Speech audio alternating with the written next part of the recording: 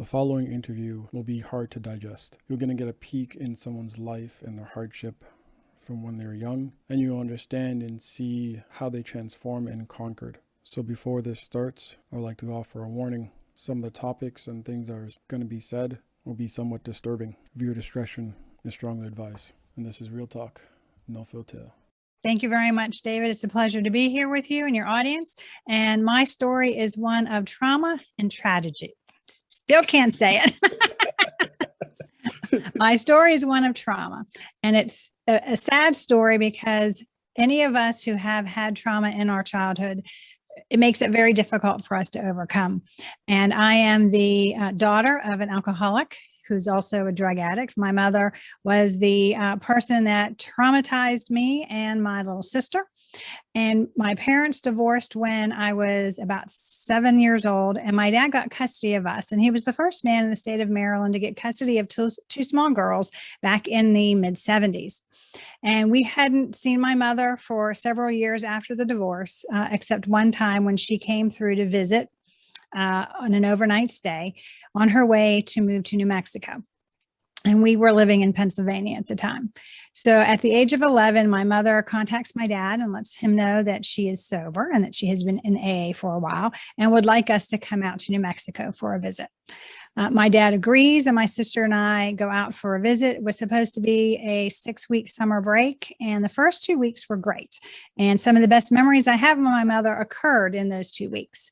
Then she started drinking, like all alcoholics who are not quite stable yet, falling back into the pattern when they get stressed. And my mother had to take care of my sister and I at this point for 4 or 5 years now. So having that extra stress, she started drinking, and it went down a rabbit hole rather quickly. And over a course of 2 or 3 weeks, all those codependent behaviors I had prior to my parents' divorce kicked in. So I was serving my mother's drinks and I was pouring down a drink. And when she had friends over for partying, I was serving drinks and pouring down drinks. They would pass out, I would cover them up. They would get sick and I would clean up after them. So all those things, I'm 11, but I was doing this when I was 5, 6, and 7. And all of those habits just automatically kicked in, as all codependent behavior does.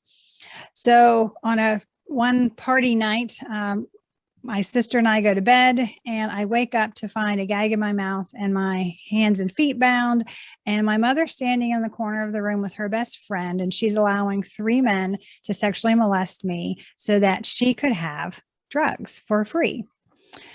She's watching this, and luckily my brain was such that I did not remember she was watching for several years after this event. And then she disappears. And literally for 3 days, my sister and I are unsupervised. They ended up finding out that they drugged my sister. And so she slept for those 3 days as well. And I'm 11 and I know she's sleeping, but I have my little head against her chest, listening for her heartbeat and watching her chest go up and down, making sure she's breathing. And when she wakes up, she's hungry and she's missing my mother, and she's asking me questions, and I don't know how to answer them because I don't have any idea where my mother is. My mother shows up the next day, and as if nothing happened, she comes home and she sends my sister off to the grocery store.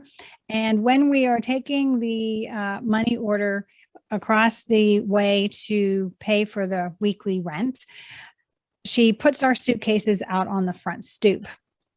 And we go back over, and she told us it was time to leave, and doesn't kiss us goodbye, doesn't say anything, goes back into her efficiency apartment and locks the door.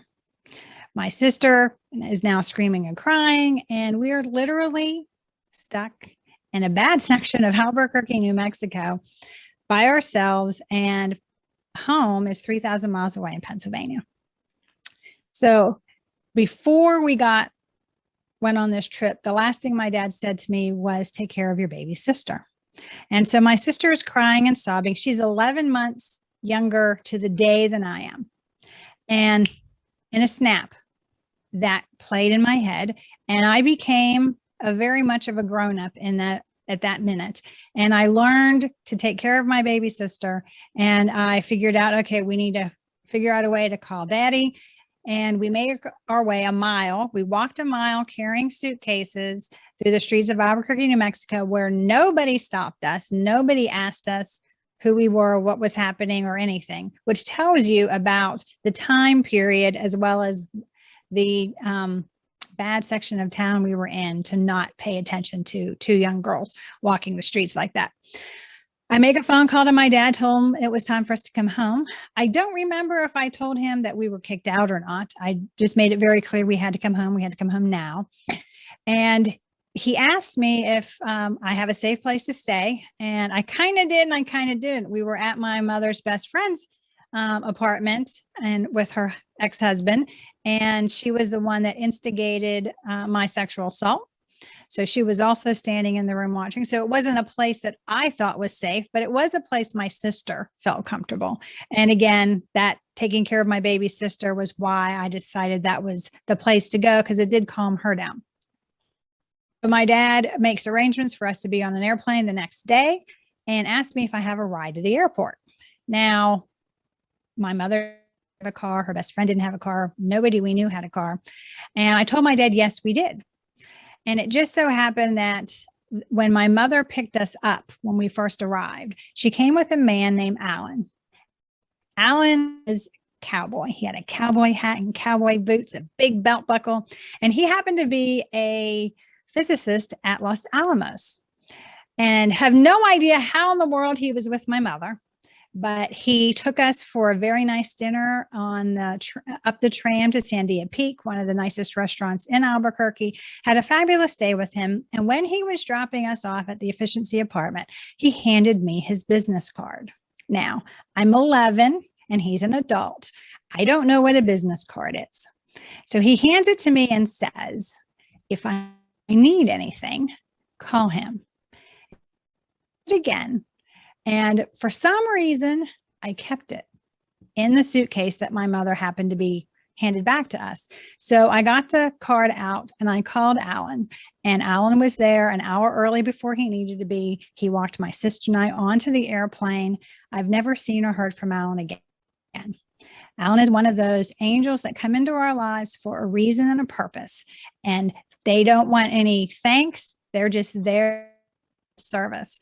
And I was aware enough as an 11-year-old to recognize that Alan was an angel that I needed to have in that moment.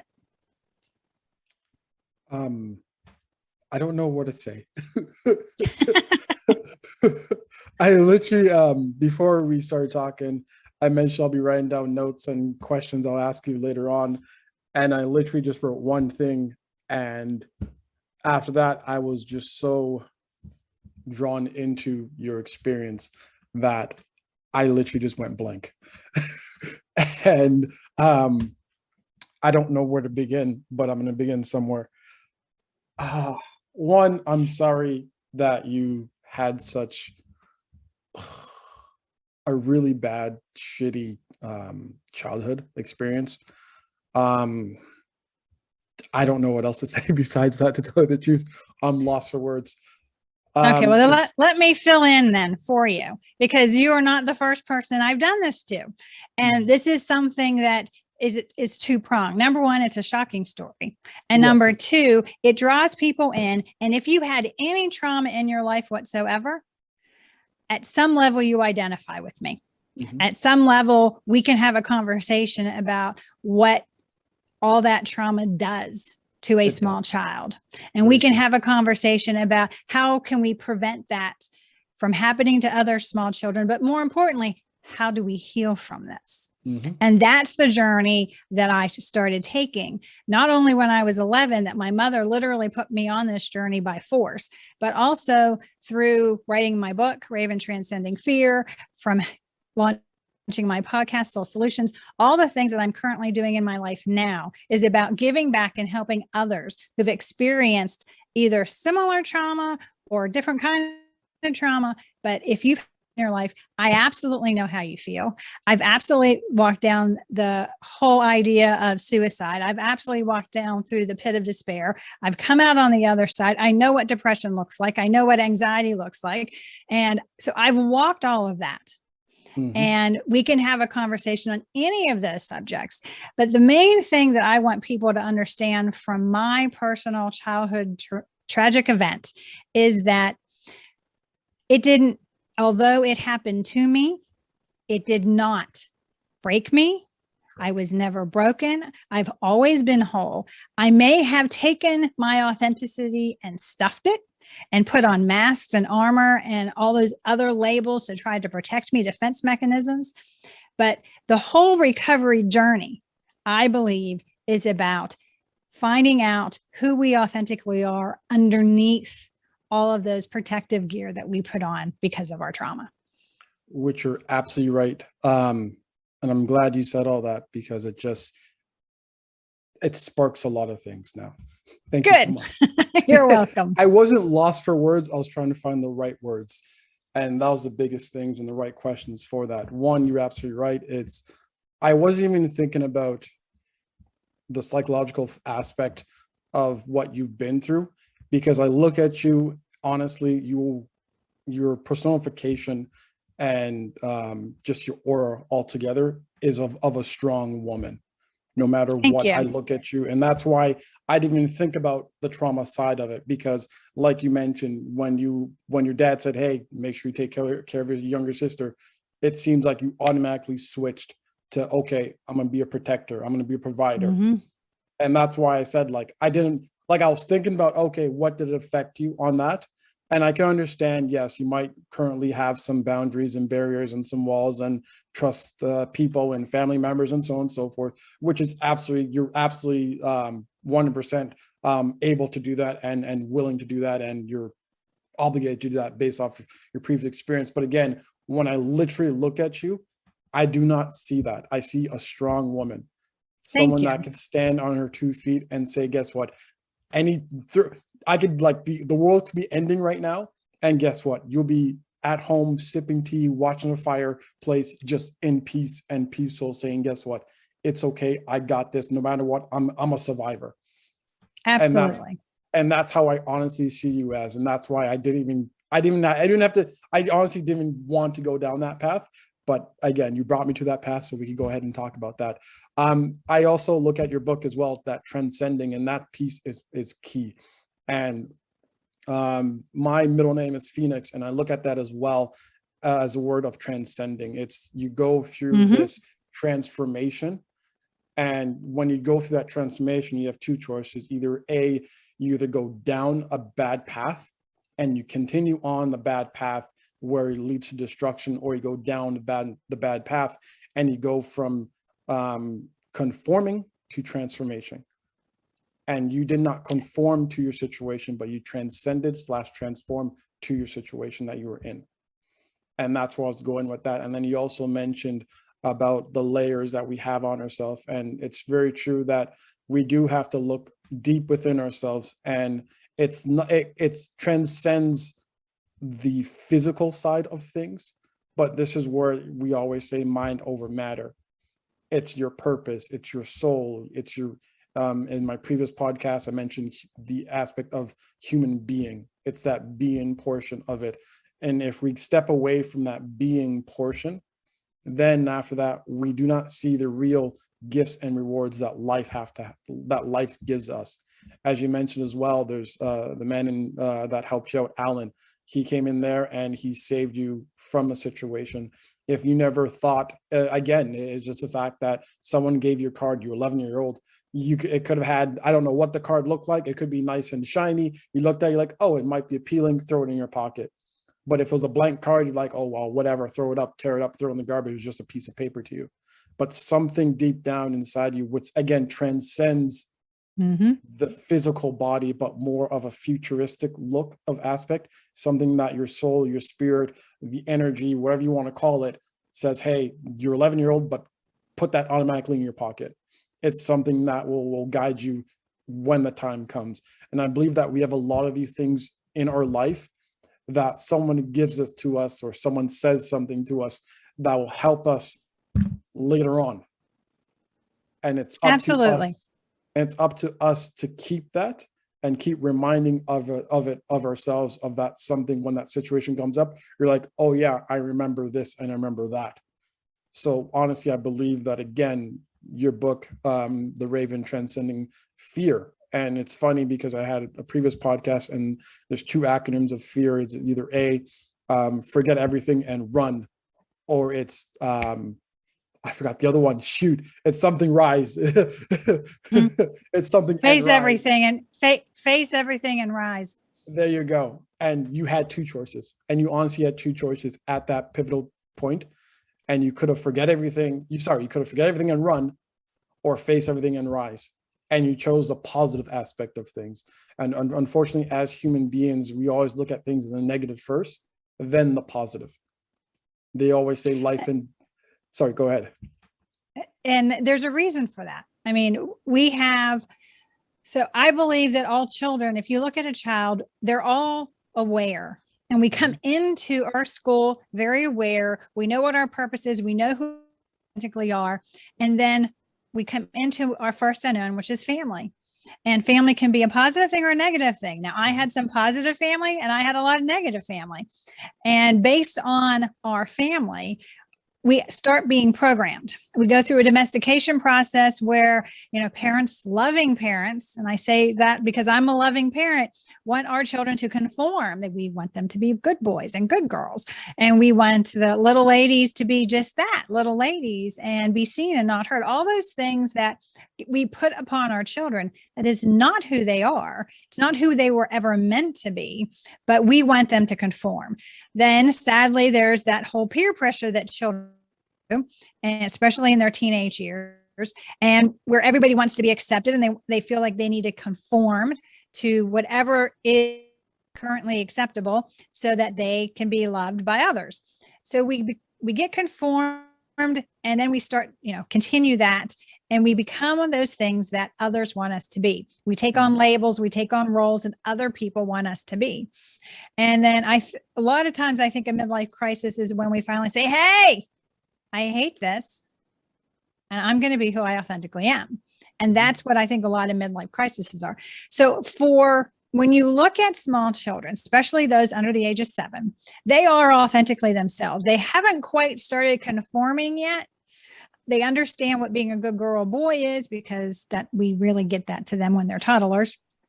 But if they are able to be aware and they fight through, and some of that stubbornness is their authentic being trying to be authentic.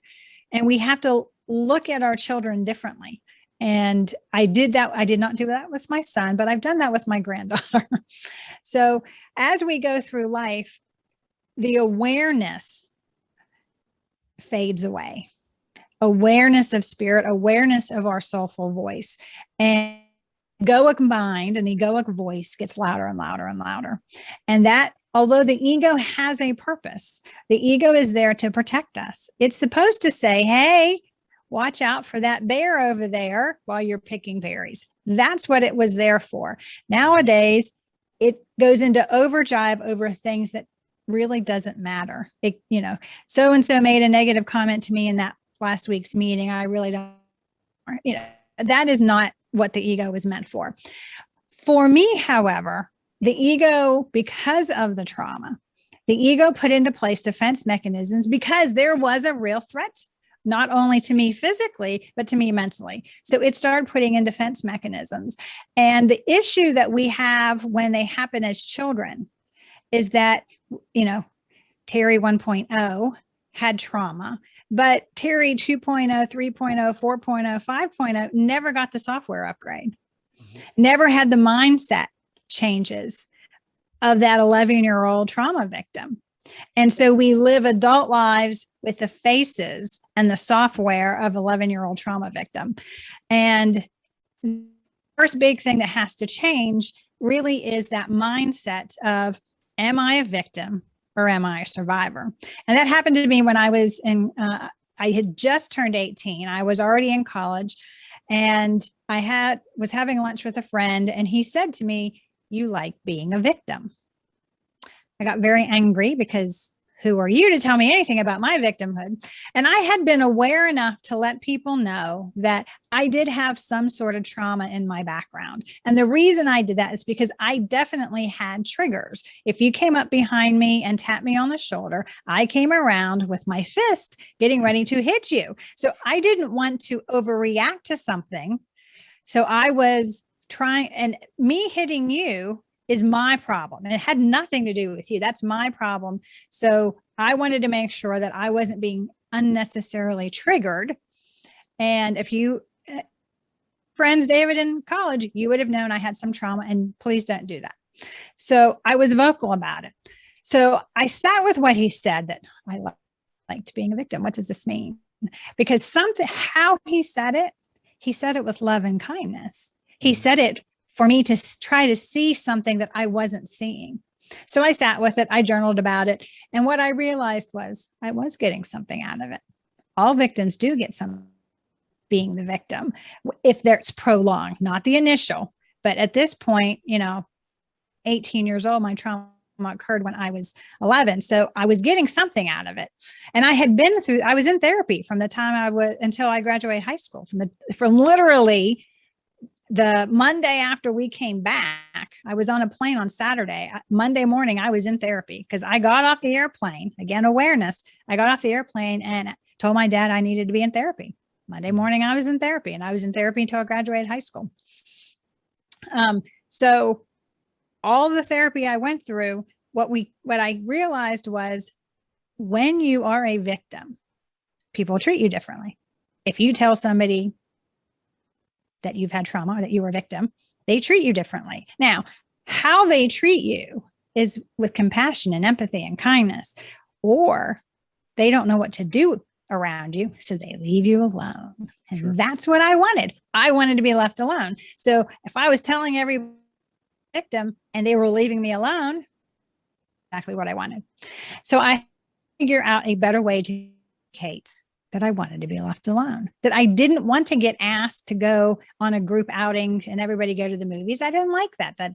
That's terrified me still. So I didn't want to be involved in group settings or out in public, but one-on-one with a girlfriend or something I could handle.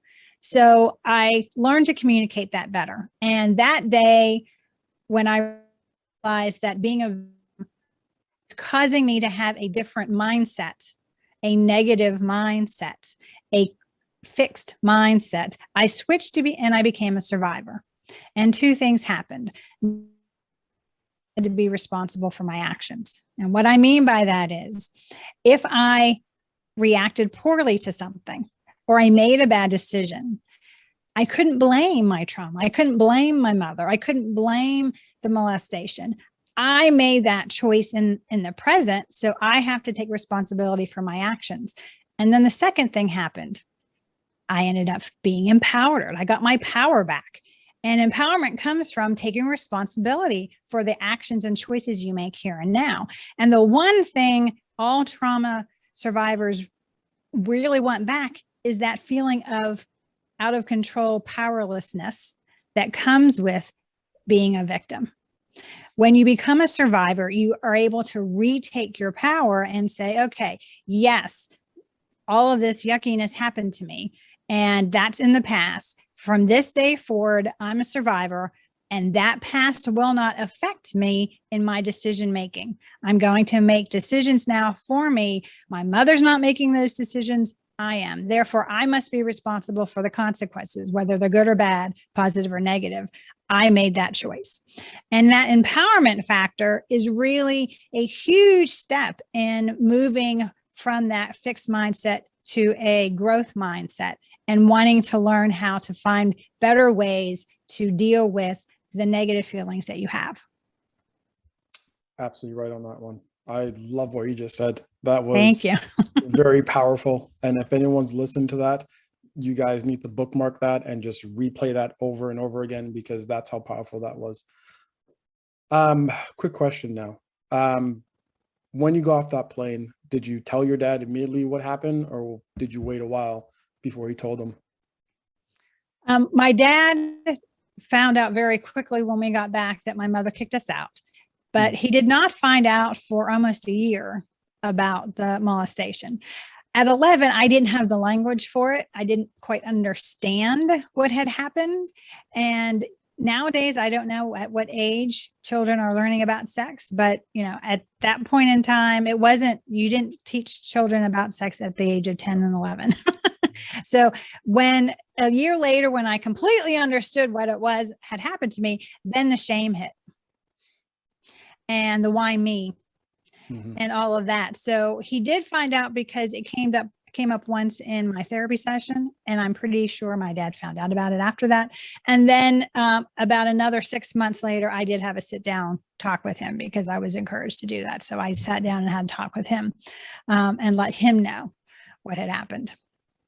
And if you don't mind me asking, what was his reaction besides the hugs, I'm sorry, and so on and so forth? His reaction was not what I had expected. Oh.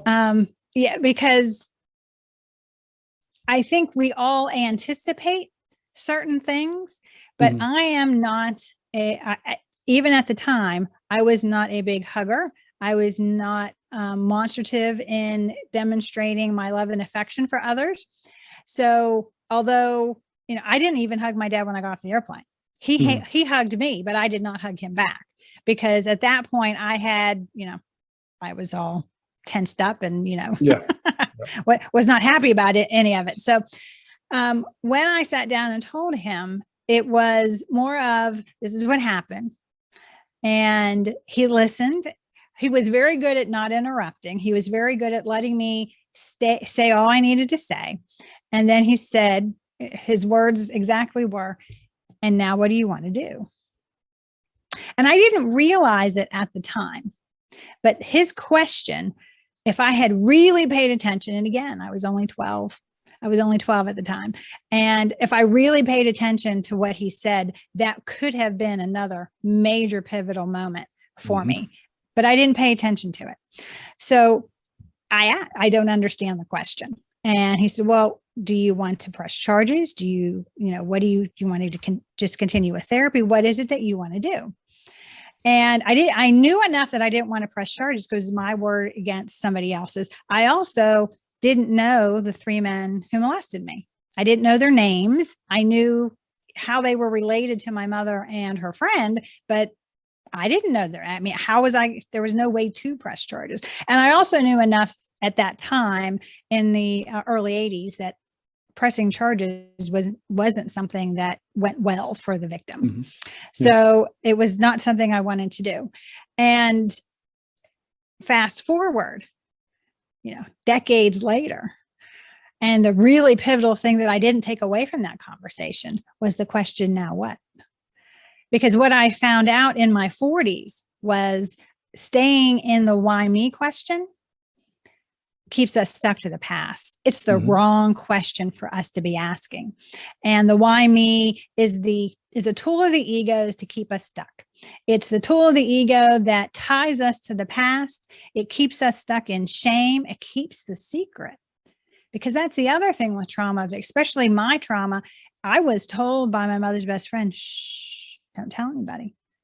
If you tell somebody, something bad's going to happen to your sister. I mean, I got all those types of things. And that's exactly what child sexual victims get told. It's a secret. Nobody's supposed to know. And if you tell anybody, you're going to get in trouble. So because of that secrecy, there's shame, and we're afraid to share. So staying with the why me question is our downfall in staying stuck to the past. The moment we switch to now what is our first conscious step in moving forward. And I really didn't do that until I was in my 40s, which is sad to say, when I was given that opportunity with my father when I was 12. And I didn't see it. And again, we talk about awareness. I was very aware, and then trauma occurred. And although I still had some awareness, I started closing myself off to that. And that's what happens when the ego takes over and is in protective mode and our defense mechanisms go in. One thing we do is we isolate. Absolutely the worst thing anybody who suffered trauma can do is to isolate. Anybody in depression should not isolate. because that isolation cuts us off from making authentic connections with others. And that is the absolute fundamental thing as human beings we need. We need those authentic connections. Those authentic connections allow us to move forward. They allow us to learn to trust. They allow us to have compassion for one another and empathy for one another and feel understood and to feel we're not alone. You're absolutely right on that one. And the first thing that I thought about was when you mentioned the now what. It's that, okay, I accept what happened. I'm willing to move forward. And that's why I hear about that now what. And then even with, when you mentioned that you're sitting down with your dad, you were telling him that, it really was an adult conversation. It was a very mature conversation. And Correct. That's exactly what I envisioned. I didn't envision a little girl sitting on a couch and her dad across it. I saw two adults, two mature people talking about a serious situation, and their dad's like, now what? It's that your point right there. Like you said, you could have pressed charges, you could have done this, you could have done all that, but you chose to transcend. You chose to transform and not conform to those situations. Yes, you bottle yourself up, again, rightfully so. You're young, and again, I think anyone that goes through some sort of trauma or tragedy, bottle yourself up if you need to. And like you mentioned, those are those defense mechanisms, right?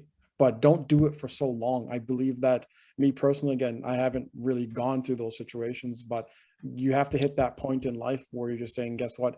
I'm not going to be a victim of those situations. I need to accept what happened, which is sad to say, but now look forward on how to, one, prevent it from happening to me, preventing it from happening to other people, preventing it around, not just finding out. The real question is, why did it happen? Right? No, because the reality is there's the why me, and then why did it happen? Because when we start searching for the why, it doesn't matter what answer we get. So if my mother said to me, well, I did it so I could get drugs, well, that's certainly not a reasonable explanation for why she allowed it. Is it? I mean, would you accept that as a reasonable explanation to why she allowed 3 men to traumatize her daughter? Of course not. I do not accept it. Okay. It's right, not. Yes, so, I'm not accept. Yeah, go ahead. Okay. So no matter what the answer is, it is unacceptable. Okay. It's unacceptable. So why stay trapped in looking for that? My mother passed, and when she passed, I hadn't spoken to her in over 6 years at that point. We had a we would communicate very briefly over the course of my lifetime before she passed. And when she passed, I realized that, I didn't feel anything. I wasn't upset that she passed. And then it occurred to me, what I am feeling is the mourning of the belief that I had that someday we would reconcile. Because I always believed that we would reconcile. And I did things on purpose. She got invited to my first wedding. She got to see her grandson one time. So that if we ever did reconcile, I wouldn't feel bad that she didn't show up to my wedding or that she didn't get to meet her grandson. So I did those things on purpose, but she never was able to transcend her pain and transcend her fear and become sober. And over and over and over again, she physically, mentally, physically, and then emotionally abandoned my sister. And even in her death, she told the hospital workers that she had no next of kin, which, on her deathbed, she's telling people that she doesn't have 2 daughters. So over and over again, she did that. So there's a part of you that say, why couldn't she, say, yes, she had 2 daughters. The reality is it doesn't matter why. That was her journey. That's not my journey. And why for her isn't a why for me. That's correct. Yep. And so instead of why, now what says, okay, now that this experience has happened, now that I have accepted it, now that I have decided to become a survivor, now that I have decided to move forward and take responsibility for my life and my choices and re-empower myself to do these things, now what am I going to do? And that's where eventually the book came from and the podcast came from, was because I decided I needed to give back. I have gone through the pit of despair. I have come out on the other side, not just okay, I am thriving in my life. And I believe that all trauma sufferers can thrive. And there's a way for them to do that. And I can help bridge them over that pit of despair so they don't get trapped in it. You've transcended. Have your sister transcended? She's in a very different place than I am. We are two very, very different people. And what I mean by that is, although we were raised by the same people, her personality is completely different than mine. And she is very much a different soul than I am. And she's dealing with her pain and her trauma her way. And that is good, as best as she can for her. Mm-hmm. And, would I say she's transcended? I think she's in a better place than she was, but she is definitely not thriving the way I am. Mm-hmm. Well, it's been interesting. It's a very interesting conversation. I love this back and forth. Because again, we're similar, but I see the difference in between both of us, and I love it. Good. And if you're willing to do another podcast with someone that I know, I think it will be golden. Sure. And I'll hook you up with her after we conclude this. Great. Your book. Is there anything else you'd like to talk about your book? My book, Raven Transcending Fear, is my personal journey from coming on to Earth School and then going through the trauma and coming out on the other side. It's the 6 steps I went through and how I overcame my fears and limiting beliefs. And I believe everybody can. And I will be happy to give your audience, David, the Blueprint to Overcoming Fear, which is a mini ebook prequel to Raven Transcending Fear. And I can give you that link, and your audience can download that for free. And it's the 6 basic steps, and the book goes into a little bit more deep the process that I went through. I would love that. I would definitely put it at the bottom in the description, therefore everyone could have it. Terri, any final words or any final thoughts in regards to everything that we talked about, which, like I said, anyone that's listening, just please replay it over and over again, because I just see a lot of golden nuggets in it. And there's a lot of information that I find that, one, those that have experienced trauma can benefit from, and the people that have not gone through trauma, but know people that are in trauma, can actually benefit from. And even those, again, if you have not been in trauma, at least it's an eye-opening to see that, hey, things are going on in life that we need to, one, be aware of, and not just have a blind eye towards it.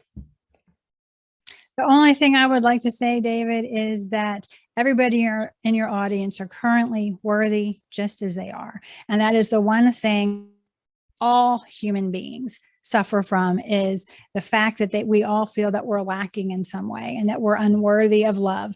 And that is so untrue. That is a lie of the ego. That's the lie that the ego tells us to try to keep us from making connections with others. And we are currently worthy. Why? Because you're here. Mm-hmm. If you weren't supposed to be here, you wouldn't be here.